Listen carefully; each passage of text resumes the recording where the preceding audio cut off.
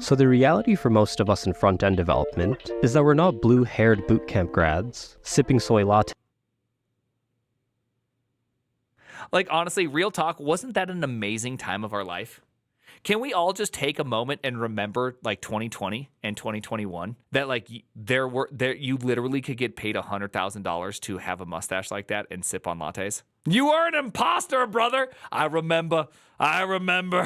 Still can. It's much harder these days than it ever has been. The market's much harder, but those were the days. 2020 and 2021, man.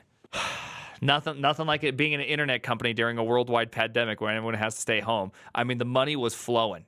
Netflix went all the way up to $690 on the stock market. And then guess what? Everybody realized you can't keep making money like that. And Netflix went down to $170. I was just like, I'm king of the world. I'm so sad. That was in that year and a half. I had the greatest emotional roller coaster I've ever had in my lifetime. 10 years at Netflix, just up and down.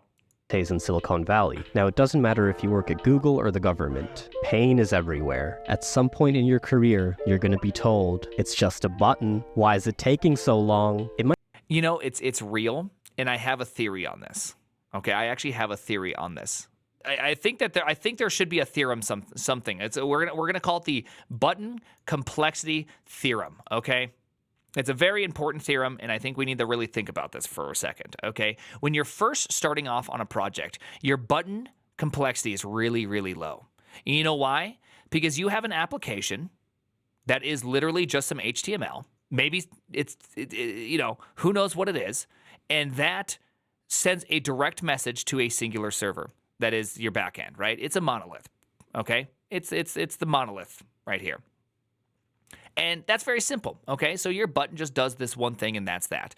And maybe you took a few shortcuts, and so there's not like a lot of state management, and you kind of just grab the stuff out of it, and you just kind of update, right? It's simple, right? And so your complexity is really low. Your mean time to button, your MTB, is really low. We're talking like less than 1 week, right? We're talking like nothing. It's nothing. Mean time to button, super small. But then at some point, you need to start becoming enterprise, right? You've taken some corners, you've cut some corners, a couple bugs got out into production, right?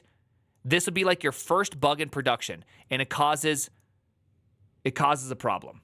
This little takeoff point is when the uppers realize that bugs in production exist and they need it to stop. So therefore, a couple things happen. First thing that happens is you bring in state management into your client side. Second thing that happens, this is no longer one application, but some sort of API gateway followed by thousands of little machines that are full of all sorts of things that are like, that you only describe with numbers and letters that you can't pronounce without being super smart, right? It all just explodes. And so therefore, you, the engineer, you can no longer edit the front end and just quickly add the back end. Instead, you have to go and talk to Bill over here because everybody knows Bill. Everybody's like, F Bill, but Bill has to be the one that edits this machine. Then this thing needs to be updated into this like gateway, and then finally you can have this effing thing in your front end, but now you got a state management machine. So now you got to think about your state management. You got to think about how this thing flows from top to bottom. You got top-down rendering. You got who knows what the hell's going on here. You got an entire system set up to where you got to go ask Tony, hey, Tony, how do we architect a button request? Because now you don't make requests from your buttons anymore. You have some sort of request factory builder that's somewhere within your application in which you have to use because it needs to be able to do caching, because that one time you actually pressed a button and it was a get request and not a put request or a post request. You want to be able to cache this, so it goes through the caching of the request factory, and now your button needs to listen to this and be able to react to this and then be able to send all that data to the state manager. And now somehow you're here 3 weeks later and there's a gosh dang button that needs to be created, and you can't create the button because Bill is on fucking vacation. Oh my goodness. All you want to do is create a button, but your mean time to button exploded due to that one bug in production that affected the co-founder daughter because she couldn't post her cat picture, and now this is where you're at. Or maybe next time use HTMX. Might be your manager, but most commonly it's the backend engineer with more keyboards than friends. The same. Do you know what Trash sent me? You know what Trash Dev sent me? Anyone want to take a guess? What Trash Dev sent me? Not a dick pic. Not a fedora. Waifu keycaps. Keycaps, yes. Show us. Let's see if I got them over here. Look at that! Would you look at it? Oh, they're going to make it onto my keyboard. They're going on the keyboard. And friends. The same engineer that'll make an API, designed like a Starfield NPC, that returns JSON in Doctor's handwriting. Oh, and by the way, they...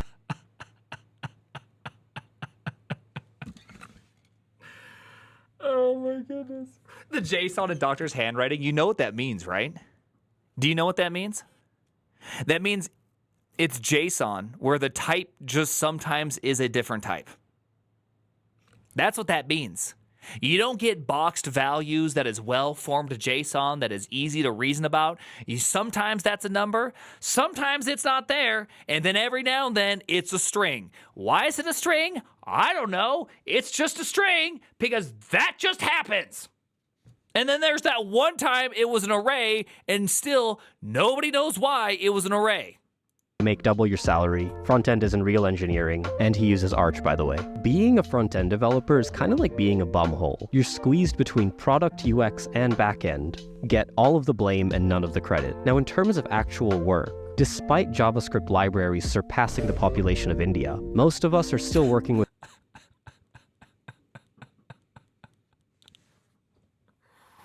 Oh my goodness, this is already so good. Oh my goodness. Oh my goodness. It's so good. India mentioned, let's go. India mentioned, let's go. It's so good. React and TypeScript. At its core, the primary work of any front-end developer is smuggling data from front-end to back-end. Beverly Hills Ninja is one of the greatest shows that has ever existed. If you have not watched Beverly Hills Ninja, I am convinced you are not funny to hang out with. Okay? Rip Chris Farley. Classic. It's a classic movie. It is a great movie if you've never watched Beverly Hills Ninja. And building UI components to send the data or show the data. Some other great and challenging work includes insanity-inducing bugs, a great feature of JavaScript, or general maintenance like packages or component libraries. Otherwise, the biggest influence on your day-to-day is the company you work at. I started my career at the startup, where you're paid in passion and your back-end engineer is Firebase. He's absolutely right. I mean, I did a startup as well. In fact, I got paid negative money at my startup. I lost money. I'm there. I'm loving this. If you're one of the first hires, you get to build with new tech that you get to decide, which is pretty cool. But more often than not, that means you're the only hire. So not only are you front-end, but UX, back-end support, DevOps, and general IT. However, that's the lucky scenario. In most cases, you're maintaining something an unpaid intern built. This is so true. You know, like there's this thing that I notice with a lot of new people in our world, is a lot of new people come in thinking that you're on React server components. You're on the latest of the latest. You're on React 19 building stuff. You're doing all this really cool stuff, but the reality is you're not. You're not. You're maintaining a bunch of class components written in 2014, brand new React. You have some class components in 2016 with unsafe will component mount. In 2018, you have some functional components, and then you went ham on the higher order components because during that day everything was a higher order component, and you got to go deep on it. And so there's just a part of your application that is just one of the biggest nightmares in the world to debug because everything is IOC and higher order components, and you build it all at once, and so you have no gosh dang idea how this thing works at all. And let's just face it, you can't walk through it with the debugger because you're going to go immediately into React land, and it's horrifying. It's absolutely horrifying. That's like what real people's jobs looks like. Okay, it looks like 10 years of React spread across all of it, and it stopped at React 2016 because they couldn't make the update to 2018, or React 16 because they couldn't make the update to 18. Like, that's real. And then for whatever reason, there's like a touch of Svelte in there because somebody wanted to try it out, and then it never got taken away. There's just Svelte. And then everyone's always telling you about how easy it is to do a build, but your build script is crazy because you got that touch of Svelte, you got 10 years worth of ideas, half your project's still in JavaScript, you're still trying to figure out what the hell's going on. I mean, you literally have Jasmine that you have to run for like 20 tests because nobody's taken the time to update your Jasmine tests. That's the reality. Like, that's real. Okay, that's what life really looks like as a programmer. There is a Docker container, but we all know that every single time you change one line of JavaScript, it takes a 7-minute Docker build because for whatever reason, there's just no cache line consistency, and you just literally copy ...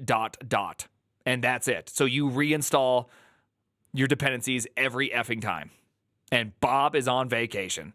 Years ago. At least these are the scenarios where you might get paid. There's always that one Steve Jobs clone from college who'll ask if you can build their startup for equity. If you're fed up with startups or got mediocre results at college, you're probably working at the corporate, where souls are crushed, beer bellies are made, and heads go bald, where your New York dreams fade away into a suburban middle-class home in Idaho, Brazil, or India. These companies— Brazil mentioned! Let's go! Oh my goodness, Brazil!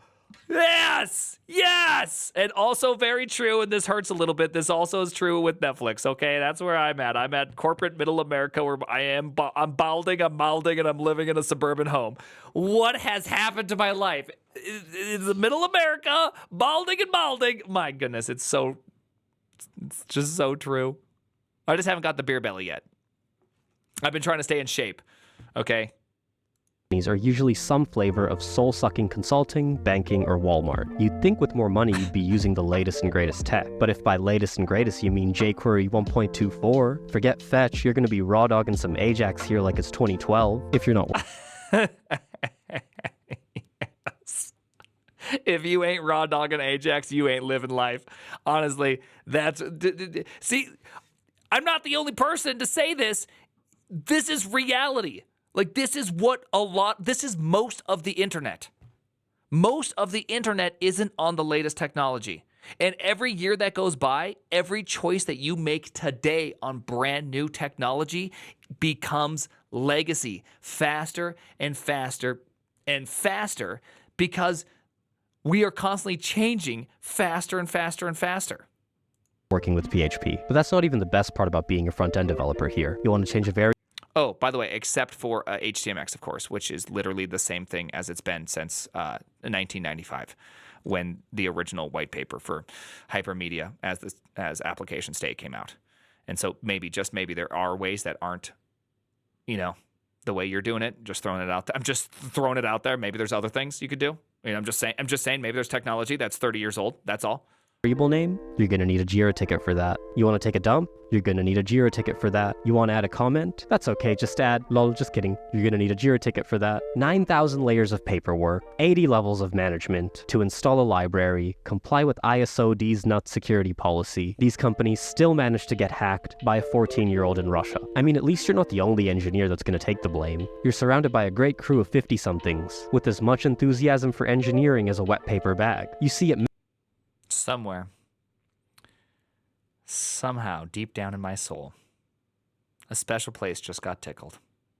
The cockles, some would say, the cockles of my heart, where Christmas relies, or where Christmas remains, and family trauma is also there, and corporate drama. Oh, Angular's there as well. This has stopped being funny, and this is now just an advertisement for my life. Cockles. You guys don't know what cockles are? The cockles of your heart? What? The cockles of your heart are its ventricles, named by some Latin coccilia cordis, or coccilia snail, alluding to their shape. The saying means to warm and gratify one's deepest feelings. How do you not know this? Someone said something about dicks! That's Twitch chat. Literally just goes, all I heard was dick. That's all I saw. Saw, heard, felt, dick. Nothing else. Vacuous.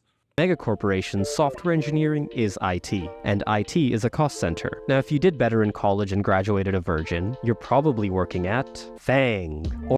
By the way, what he just said there was actually really astute. I don't know if you heard. I don't know if you caught this. Listen to it. Is IT, and IT is a cost center. Now, IT is a cost center. So this is a really good point. Work at companies in which IT is not a cost center. Work at a company in which IT is the profit center. If you do that, you will have a significantly better experience. If you have that, anything that is not, anything that is views technology as a cost center, it's extremely difficult to work there. They're going to absolutely crush your soul because everything has to be done in this really, like, what does it mean to be a cost center? A good example is Kellogg's, right? Every technology Kellogg's produces is something that costs them money and it really doesn't give them the benefit. They sell cereal. They're trying to get you cereal. So when you come out and you're like, let's build a game on a website, that's purely a cost.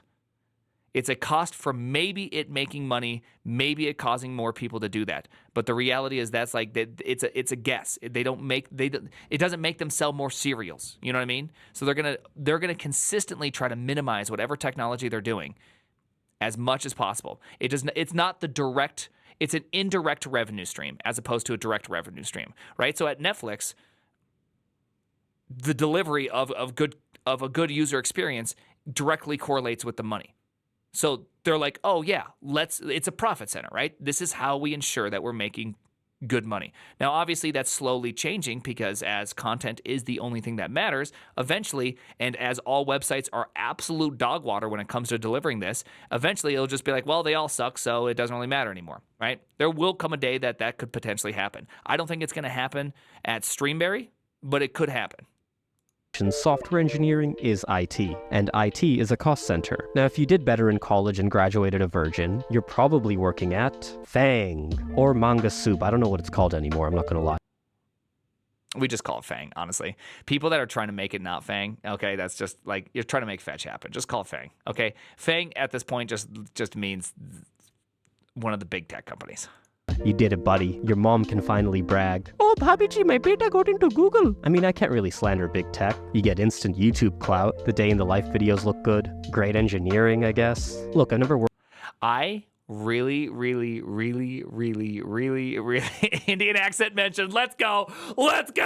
But I really want to make a day in the life video with Trash Dev specifically. I want to go down to LA. And it's just like day in the life as a software engineer. And then it's just me sipping a little bit of coffee of my latte and being like, hey, you want to get to work? And Trash will go, nah. It's about that time, eh, chap? Rightio. You two eating fruit roll-ups and Doritos all day. Like, that's it. Like, that was absolutely it. Is Trash full-time on-site? Well, he's down in LA-ish area, so he can make it there. And I'm sure I can make it to LA again.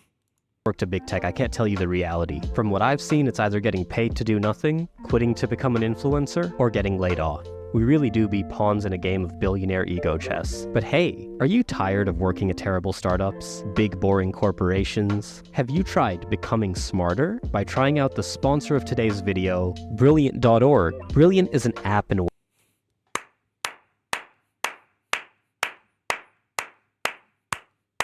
What a great advertisement. This was such a good and well-placed advertisement. Let's go. Come on, Brilliant. Well done. Website with thousands of lessons on math and science. I've been using Brilliant for the past few months to replace my doom scrolling habit. Now, instead of going on an endless Twitter loop, I can just open up Brilliant and have a quick lesson on math. And it's not just simple passive learning like reading a textbook or watching a video. Brilliant uses a bunch of active and reinforcement learning techniques. So as soon as you're done with the topic, you're quizzed on it or given an experiment or puzzle. This variety really helps cement the information in a lot more natural way. The courses are also designed for people at all levels. So whether you're a beginner, enthusiast, or expert on a topic, you can always have something to learn from Brilliant. Don't believe me? You can get started with Brilliant for free for 30 days. And the first 200 people to sign up with my link get 20% off. Link, by the way, is brilliant.org/bigboxsui. And apparently one more trailing slash. Is there really supposed to be a one more slash right there, or do you have to have that slash? I got an ad while watching an ad. Damn, that's adception. That's brilliant.org/bigboxsui. Please check them out, and thank you so much to Brilliant for sponsoring this video. And thank you for your time. I am Big Box. That was great. That was absolutely thank you for giving me literally this channel's video right there. Literally giving me this channel's video. That was absolutely fantastic. Great video. And it really does, by the way, notice the late game like. The late game like, very good move. Miss Monique, absolutely. Is that new Miss Monique? No, that's not new Miss Monique. But it's so true that a lot of people don't realize that most of today's web development is not done in new technology. Most of it is done with old technology. Great video. I hate it a lot, and I'm currently crying. Yep, that's a real fact. That's real. That's life. That is. Software engineering is just an exercise in not crying. That's it. If you think it's anything else, I don't know. What did you expect? What did you expect out of this? I learned I'm a cost center. Honestly, if you can switch you will have a better development experience if you're not a cost center. I'm not saying it's a guaranteed way, but it is at least a better chance to enjoy programming and your job if you are a profit center rather than a cost center. Now, that may not be always true. There's some companies that will always suck. The name is I like Big Box of Sweagen. By the way, putting the ad at the end of the video, that was pretty nice of you. You gave the people there, and you hit them with a good hook. You tantalized me, you titillated me, you excited me all the way to the end. And by the time I was Twitter-pating, vibrating, oscillating, and undulating, you actually dropped on me a swell ad. So thank you very much again.